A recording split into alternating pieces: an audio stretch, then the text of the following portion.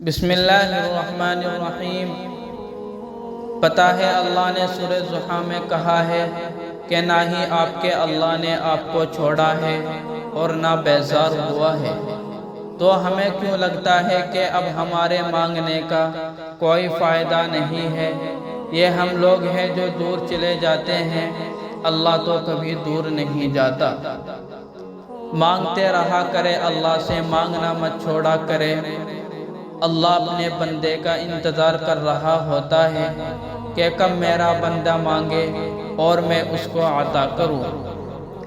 ہم اس قدر منافق لوگ ہیں کہ کسی کی تکلیف کو اس کے گناہوں کی سزا سمجھتے ہیں اور اپنی تکلیف کو آزمائش سمجھتے ہیں۔ فرمایا گیا جو کچھ اس زمین پہ کھو گیا جنت میں مل جائے گا، بس پھر کس بات کی پریشانی ہے؟ اس سے بہتر سودا کوئی ہو سکتا ہے؟ سارے صلے اس جہاں کے لیے تو نہیں ہوتے ہیں نا، اگر سب یہاں مل جائے گا تو اگلے جہاں کے لیے کیا باقی رہے گا؟ آپ کو یہ کیوں لگتا ہے کہ جو آپ سے چھن جائے گا وہ آپ کو واپس نہیں لوٹایا جائے گا؟ اللہ تو ہر چیز کو آپ کے پاس لوٹا دیتا ہے نا۔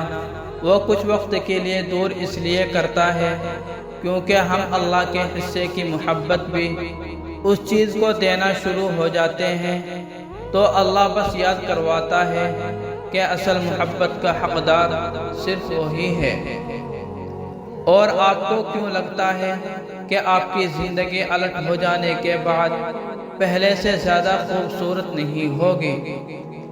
حضرت یوسف کو پتا تھا کہ سارے دروازے بند ہیں، پھر بھی وہ بند دروازوں کی طرف دوڑ پڑے تھے اور اللہ نے ایک ایک کر کے سارے دروازے کھول دیے تھے۔ تو آپ کیوں مایوس ہوتے ہیں؟ آپ کا اور حضرت یوسف علیہ السلام کا اللہ ایک ہی ہے۔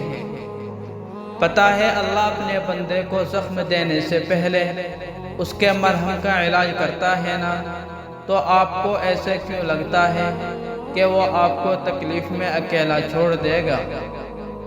وہ آزمائش صرف اس لیے دیتا ہے کیونکہ اس کو ہمارا مانگنا پسند ہے۔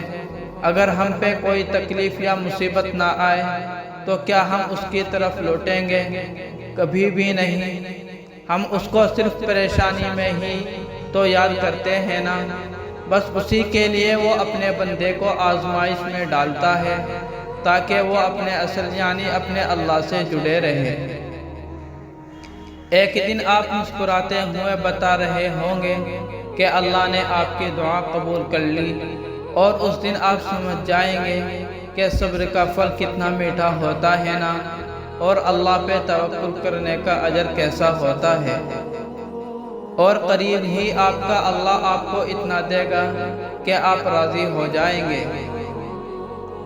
اگر اللہ نہ چاہتا تو آپ کے دل میں ایک ہی دعا کا خیال بار بار کیوں آتا؟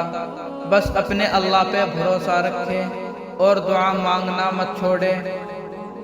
اگر دیر ہو رہی ہے تو اس کا مطلب یہ ہے کہ اللہ کو آپ کا مانگنا پسند آ رہا ہے، اس لیے انتظار کریں، آپ کو وہی ملے گا جو آپ چاہتے ہیں۔